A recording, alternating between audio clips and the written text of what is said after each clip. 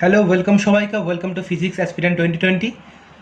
আমাদের ফার্স্ট লেকচারে আমরা কি পড়েছিলাম যে কোনো বিন্দুর অবস্থান আমরা দ্বিমাত্রিকে কিভাবে নির্ণয় করতে পারি, সেটা কার্টেশিয়ান আর পোলার নির্দেশতন্ত্রে আমরা কিভাবে নির্ণয় করতে পারি সেই সংক্রান্ত পড়ে আমরা শেষ করেছিলাম। আর তার আগে তো আমরা পড়েছিলাম স্থিতি গতি কাকে বলে এবং নির্দেশতন্ত্র, নির্দেশ কাঠামো এগুলো কাকে বলে, আমরা এগুলো পড়েছিলাম। এবং আজকে তাহলে আমরা শুরু করব যে কোনো বিন্দুর অবস্থান ত্রিমাত্রিক নির্দেশ তন্ত্রে আমরা কিভাবে মাপতে পারি সেটা নিয়ে আজকে আমরা পড়বো। এবং আজকে এই পড়াটা শুরু করার আগে আমরা কিছু কথা বলে রাখি যে আমাদের ডেসক্রিপশন বক্সে আমাদের হোয়াটসঅ্যাপ গ্রুপের লিঙ্ক দেওয়া আছে এবং সেই লিঙ্কে ক্লিক করে তোমরা আমাদের হোয়াটসঅ্যাপ গ্রুপের সাথে যুক্ত হতে পারো এবং সেখানে তোমরা তোমাদের মতন কোশ্চেন তো রাখতেই পারো, যার উত্তরে আলাদা আলাদা করে ডাউট ক্লিয়ারিং ভিডিও আসবে। এবং তার সাথে এছাড়া সেই আমাদের হোয়াটসঅ্যাপ গ্রুপে প্রত্যেকটা চ্যাপ্টারের উপর দুখানা করে অ্যাসাইনমেন্ট দেওয়া হবে, যেখানে একটা সলভ অ্যাসাইনমেন্ট হবে এবং আরেকটা আনসলভ। এবার সেই আনসলভ অ্যাসাইনমেন্টের মধ্যে যেগুলো সবারই আটকাবে সেইগুলো আমরা আলাদা আলাদা করে ডাউট ক্লিয়ারিং ভিডিও আনবো এবং সলভ অ্যাসাইনমেন্টে তো সবকটাই একটা ডাউট ক্লিয়ারিং ভিডিওতে থাকবে। এবং তাহলে আজকে ভিডিও শুরু করছি এবং আজকে আমরা পড়বো কোনো বিন্দুর অবস্থান ত্রিমাত্রিক তলে আমরা কিভাবে নির্ণয় করে থাকি। তাহলে আমরা যেমন দ্বিমাত্রিক তলে আমরা কি পড়েছিলাম যে কোনো বিন্দুর অবস্থান কিভাবে নির্ণয় করতে পারি, এবং একবার পড়েছিলাম কার্টেশিয়ানে আমরা কিভাবে মাপতে পারি, আর একবার পড়েছিলাম পোলারে আমরা কিভাবে মাপতে পারি। এবার এখানে কোনো বিন্দুর অবস্থান ত্রিমাত্রিক ক্ষেত্রে আমরা কিভাবে মাপতে পারি, আমরা প্রথমে এখানেও পড়বো কার্টেশিয়ান নির্দেশতন্ত্রে। কার্টেশিয়ান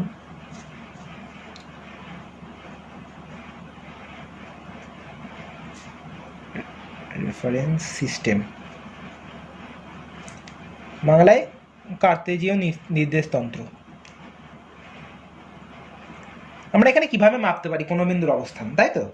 এবার এই কার্টেশিয়ান রেফারেন্স সিস্টেম মাপতে গেলে আমরা 2D-তে যেমন পড়েছিলাম সেরকমভাবেই প্রথমে আমাদের মাপতে হবে। 2D-তে আমরা কি পড়েছিলাম সেটা একটুখানি নিয়ে আলোচনা করে নিই একবার। 2D-তে আমরা পড়েছিলাম যে ধরা যাক এটা হচ্ছে এটা ওয়াই অক্ষ আর এটা এক্স অক্ষ আর এটা হচ্ছে মূল বিন্দু। আমাকে এখানে কোনো একটা পি বিন্দুর অবস্থান নির্ণয় করতে হবে।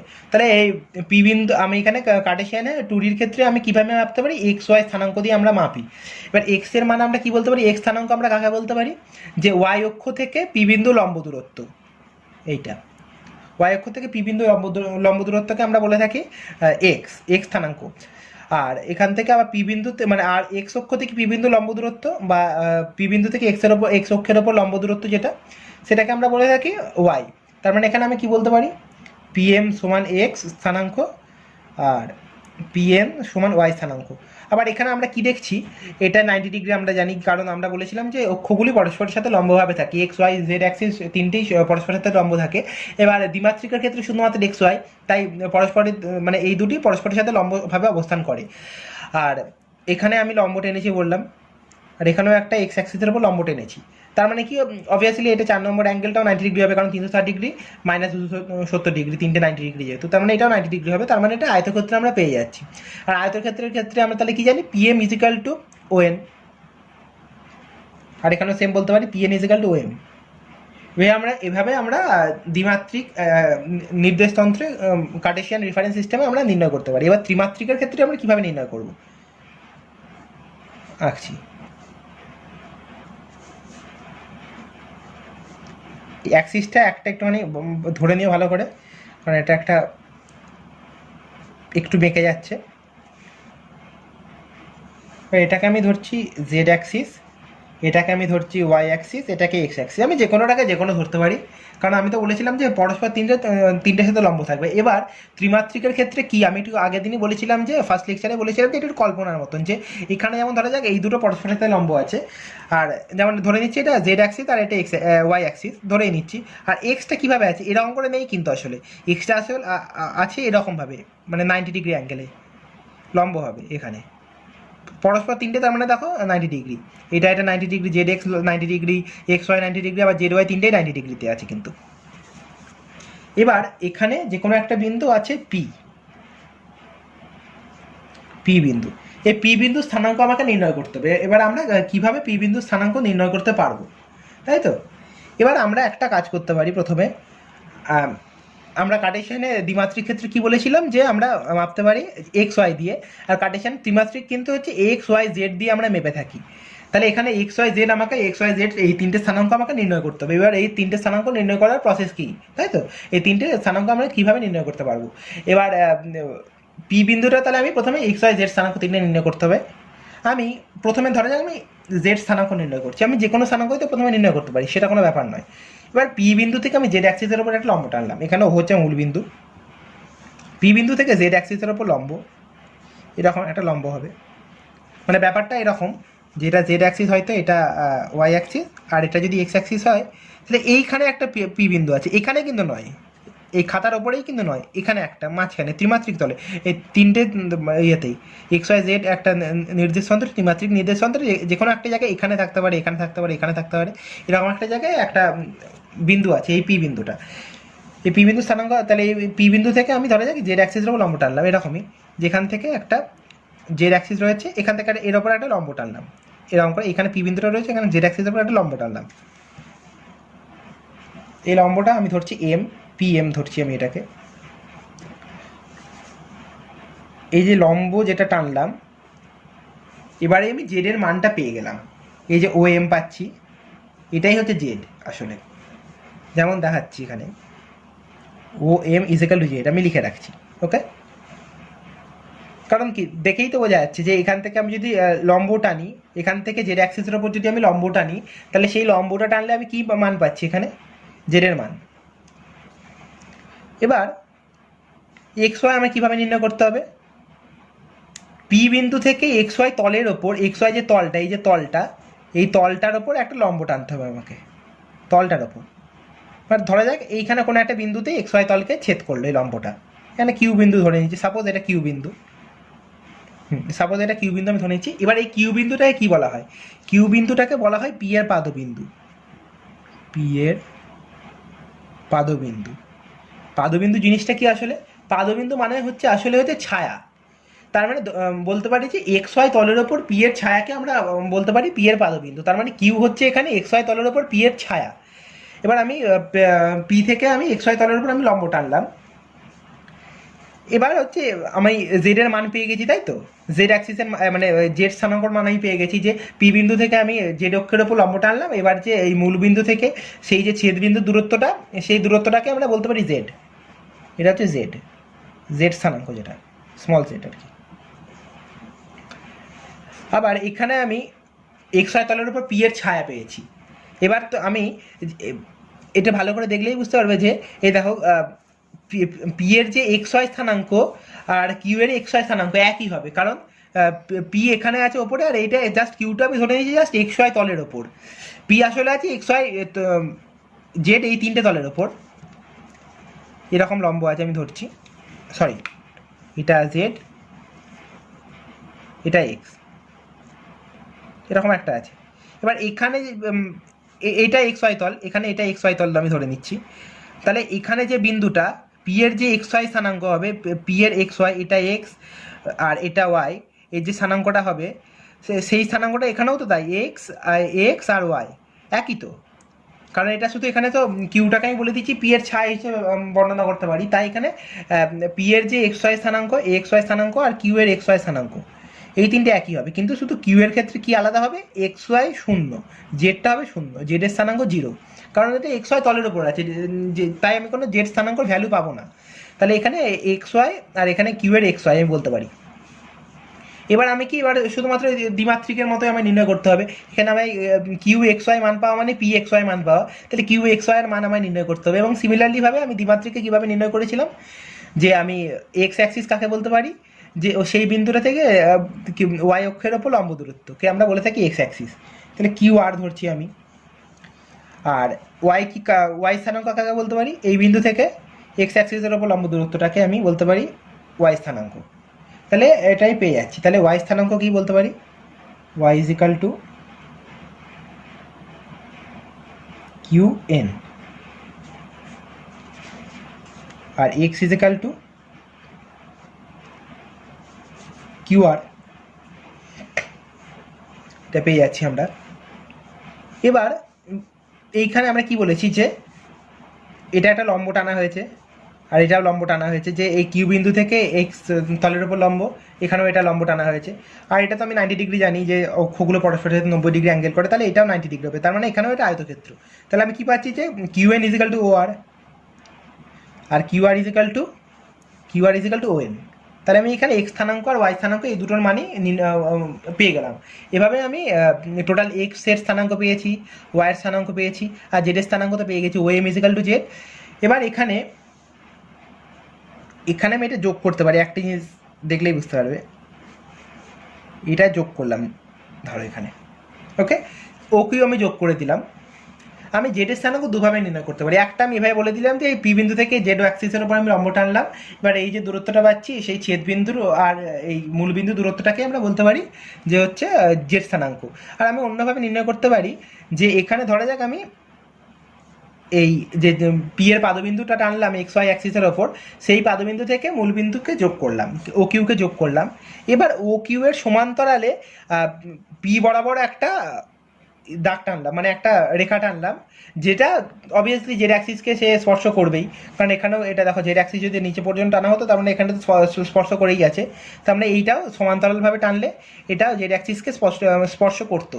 তার মানে কি এখানে যারা ও কিউ এর সমান্তরালে আমি পিএম পাচ্ছি, ও কিউ সমান্তরালে পিএম আমি যদি টানতাম তখন সেভাবেও আমি তাহলে এই এম মানে পিএমকে এম বিন্দুতেই কিন্তু ছেদ করতো, সেখানে ও কিউ এর সমান্তরালে পি বরাবর টানলে এখানে এম বিন্দুতে ছেদ করতো, আমি সেভাবেও আমি ও এমটা নির্ণয় করতে পারি।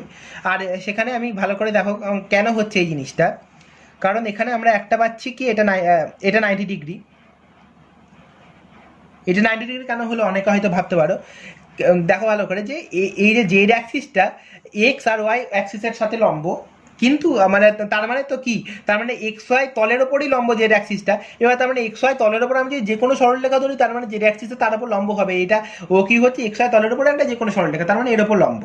আর এখানে কি বলেছিলাম, এখানে এটা লম্বটা এনেছি এক্স ওয়াই তলের উপর, তার মানে এইটাও 90 ডিগ্রি, পি থেকে এক্স ওয়াই তলের উপর লম্বটা এনেছি, তার মানে এক্স ওয়াইয়ের যে কোনো সরলরেখার সাথে সেটা লম্ব হবে, এই অ্যাঙ্গেলও 90 ডিগ্রি। আর এটা আর এর সমান্তরাল টেনেছি মানে কি, সমান্তরাল টেনেছি, এটা 90 ডিগ্রি, এটা 90 ডিগ্রি যেহেতু তার মানে এটা 90 ডিগ্রি বলে দিতে পারি, যেহেতু সমান্তরালটা আমি টেনেছি, তার মানে এখানে আয়তক্ষেত্র পেয়ে যাচ্ছি। এবার সিমিলারলি এই দেখো এই যে O Q R P M সমান, আর এখানে ও এম আর পি কিউ সমান, তার মানে জেড এর মান নির্ণয় করতে পারি যে O M is equal to P Q. তার মানে এখানে আমি তিনটে স্থানাঙ্ক পেয়ে যাচ্ছি। একবার আমি জেডের মান আমি দুভাবে নির্ণয় করতে পারি, একবার এখান থেকে পি বিন্দু থেকে জেড অ্যাক্সিসের উপর লম্ব টেনে, আর একবার আমি নির্ণয় করতে পারি এখানে প্রথমে পাদবিন্দু নিয়ে তার সমান্তরালে ও কিউয়ের সমান্তরালে একটা যদি সরলরেখা টানি, তাহলে সেভাবে আমরা নির্ণয় করতে পারি। এবার ওভারঅল তো সেই একই আসবে যেটা আমার নির্ণয় করতে হবে। তাহলে এক্স এর স্থানাঙ্ক এখানে পেয়ে যাচ্ছি যে ও আর আর ও এন, সরি এখানে একটা ভুল হয়ে গেছে, এক্স এর স্থানাঙ্ক হচ্ছে Q R O N is equal to O N, আর Y is equal to Q N is equal to O R, আর এখানে তো জেড হচ্ছে পেয়ে যাচ্ছে O M is equal to P Q. এভাবে আমরা কার্টেসিয়ান রেফারেন্স সিস্টেমে আমরা কোনো বিন্দুর অবস্থান ত্রিমাত্রিক ক্ষেত্রে কার্টেসিয়ান রেফারেন্স সিস্টেমে আমরা মাপতে পারি। এবার আমরা পড়বো যে আমরা আর একটা নির্দেশযন্ত্র হয়, আমরা 2Dর ক্ষেত্রে আমরা কি পড়েছিলাম যে একটা কার্টেসিয়ান রেফারেন্স সিস্টেমে আমরা কীভাবে কোনো বিন্দুর অবস্থান মাপতে পারি, একটা পোলার রেফারেন্স সিস্টেমে আমরা কীভাবে কোনো বিন্দুর অবস্থান মাপতে পারি। কিন্তু ত্রিমাত্রিক ক্ষেত্রে সাধারণত আমাদের 11-এ যেগুলো আছে সেগুলো হচ্ছে কার্টেসিয়ান রেফারেন্স সিস্টেমে আমরা কীভাবে মাপতে পারি কোনো বিন্দুর অবস্থান, আর একটা হচ্ছে স্ফেরিক্যাল রেফারেন্স সিস্টেমে আমরা কীভাবে কোনো বিন্দুর অবস্থান মাপতে পারি।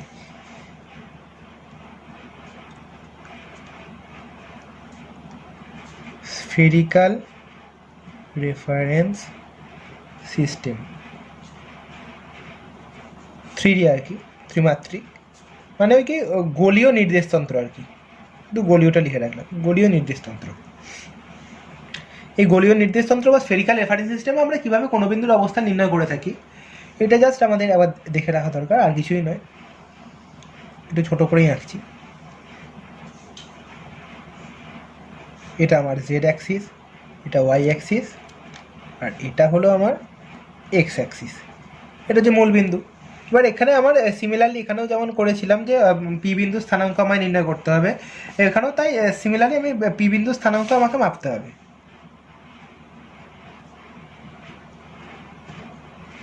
একটা জিনিস এই কার্টেসিয়ান রেফারেন্স সিস্টেমের ক্ষেত্রে আমার একটা জিনিস করে দিচ্ছি, এখানে ওপিটা সাধারণত যোগ করে, মানে ওই ওপির অবস্থানটা বোঝানোর জন্য ওপিটাকে সাধারণত যোগ করে রাখা হয়, আর কিছুই নয়। এবার এখানেও তাই স্ফেরিক্যাল রেফারেন্স সিস্টেমেও সিমিলারলি আমি এভাবে দেখাতে পারি যে স্ফেরিক্যাল রেফারেন্স সিস্টেমে এখানে পি একটা যে কোনো একটা বিন্দু রয়েছে, এবারে পি বিন্দুর আমার অবস্থান নির্ণয় করতে হবে। এবার পি বিন্দুর অবস্থান আমি যেমন কার্টেসিয়ানে মেপেছিলাম এক্স ওয়াই জেড দিয়ে, এবার এখানে আমি পোলার গোলীয় নির্দেশতন্ত্রে আমরা পোলারে কী পড়েছিলাম যে আর থিটা দিয়ে মাপতে পারি, তাই তো। এবার স্ফেরিক্যাল রেফারেন্স সিস্টেমে ব্যাপারটা একটু আলাদা। স্ফেরিক্যাল মানে গোলীয় আর কি, গোলীয় রেফারেন্স সিস্টেম ব্যাপারটা একটু আলাদা। যে আর থিটা ফাই, আমরা ত্রিমাত্রিকের ক্ষেত্রে যেমন পড়েছি তিনটে হচ্ছে দূরত্ব এক্স ওয়াই জেড, বা দ্বিমাত্রিকার মানে কার্টেশিয়ানে, আর দ্বিমাত্রিকেও কিন্তু এক্স ওয়াই কার্টেশিয়ানে দুটোই দূরত্ব। কিন্তু দ্বিমাত্রিকার ক্ষেত্রে পোলারে আমরা কি বলেছিলাম যে আর থিটা, একটা হচ্ছে দূরত্ব একটা হচ্ছে অ্যাঙ্গেল। আর তেমনই কিন্তু এখানে স্ফেরিক্যালেও কিন্তু তাই, যে একটা হচ্ছে দূরত্ব, থিটা হচ্ছে অ্যাঙ্গেল, ফাইভ অ্যাঙ্গেল। এবার কোনটা কি সাধারণত বলে, এখানে ওপি যোগ করছি, এই ওপি যোগ করা যে এই ওপি দূরত্বটা, এটাকে আমরা বলে থাকি আর, এই দূরত্বটাকে আমরা আর বলে থাকি, আর ইজ ইকাল টু ওপি।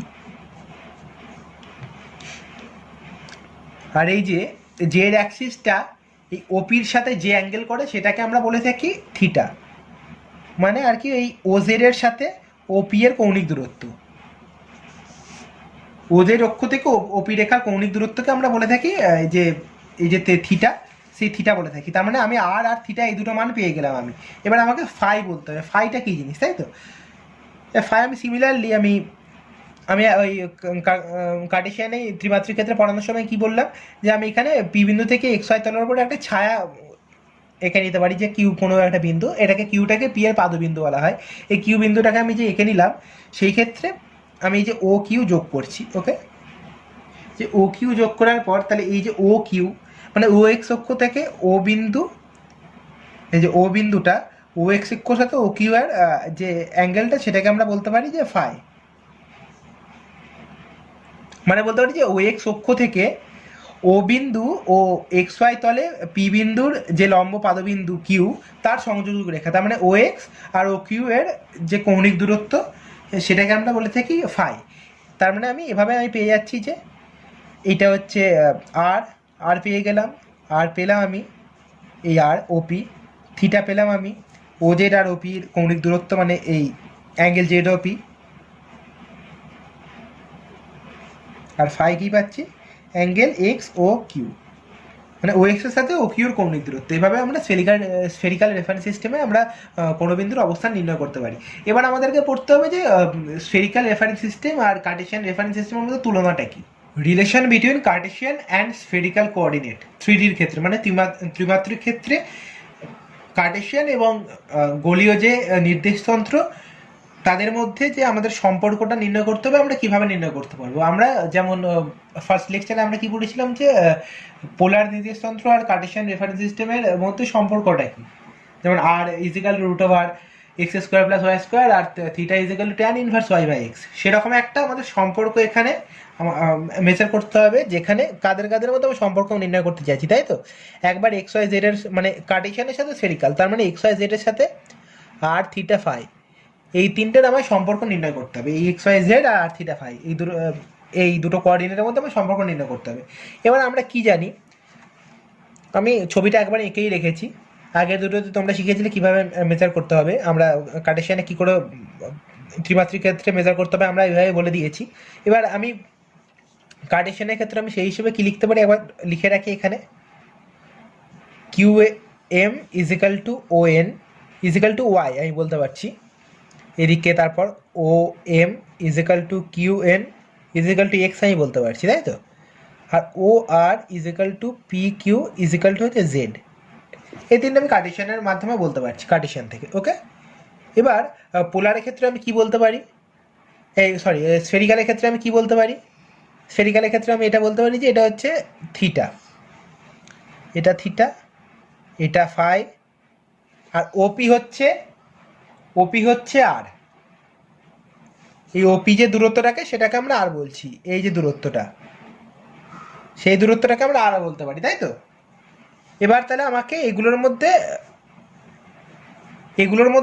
আমাকে সম্পর্কটা নির্ণয় করতে হবে, এক্স ওয়াই জেড এর সাথে আর থিটা ফাইয়ের মধ্যে আমাকে সম্পর্ক নির্ণয় করতে হবে। আমরা কিভাবে নির্ণয় করতে পারি, এবার একের সাথে একের সম্পর্ক আমি যদি নির্ণয় করি, প্রথমে আমি ধরে নিচ্ছি ও আর পি, এই ত্রিভুজটা নিচ্ছি,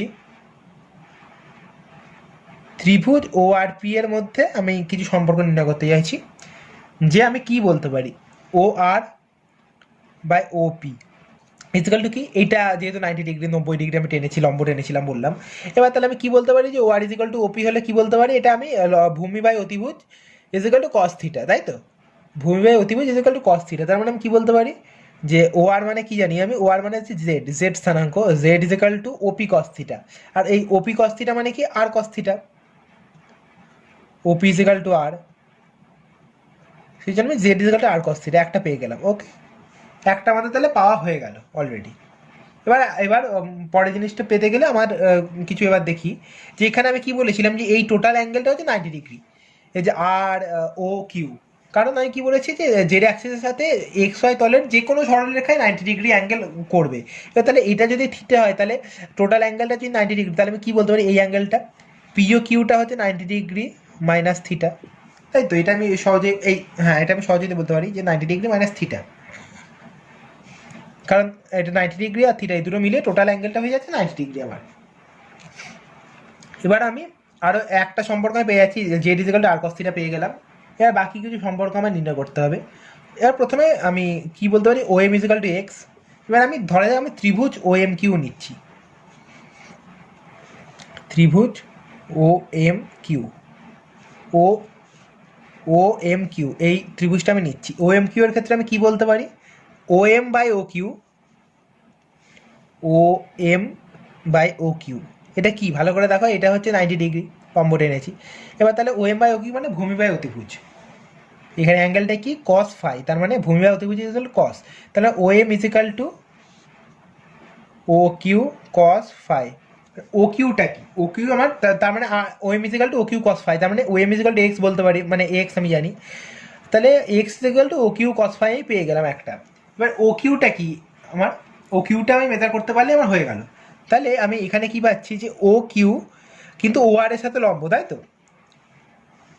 ও Q is perpendicular to O R, O আর এর সাথে ও কিউ লম্ব, তাহলে ত্রিভুজ আমি যদি এই অন্য একটা ত্রিভুজ মানে ধরছি যে পি কিউ ও, পি ও কিউ, এই ত্রিভুজটা পি ও কিউ, এই ত্রিভুজটার ক্ষেত্রে আমি তাহলে কি বলতে পারি যে এটা অ্যাঙ্গেলটা আমি 90 ডিগ্রি মাইনাস সিটা পেয়ে গেছি।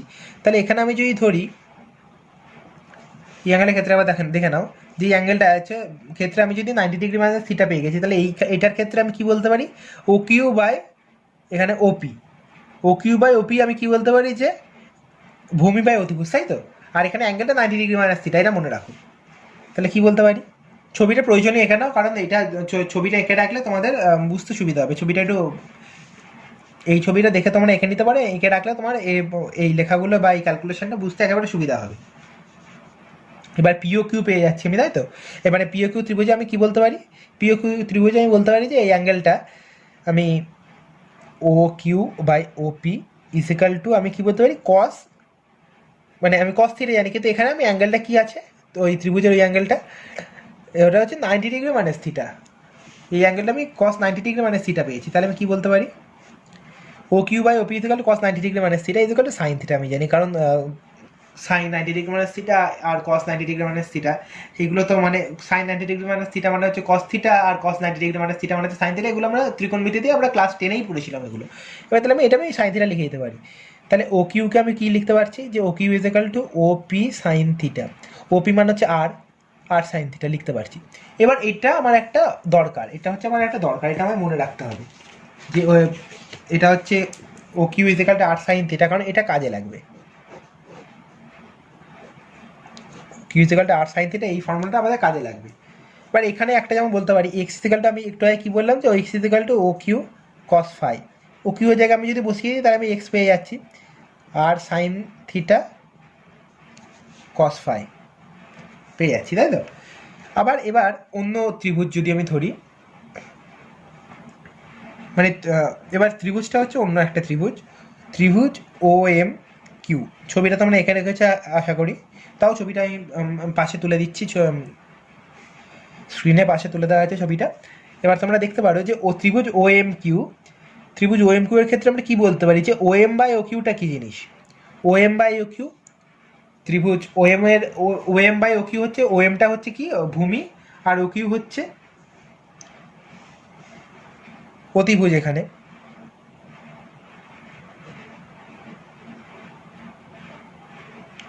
আমরা প্রথমেই তো এই X is equal to O Q cos theta করার সময় পেলাম O M by O Q is equal to হচ্ছে